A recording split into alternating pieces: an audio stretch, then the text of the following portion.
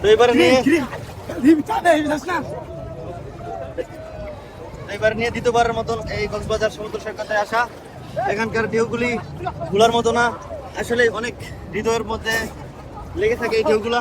আর বিশেষ করে এ পর্যন্ত পৃথিবীর মানচিত্রের মধ্যখানে 3টি সমুদ্র সৈকতে আমি গেছি, জেদ্দা, রেড সি সমুদ্র সৈকত, আর প্রথমটি হলো মালয়েশিয়াতে পুলা প্যানিং।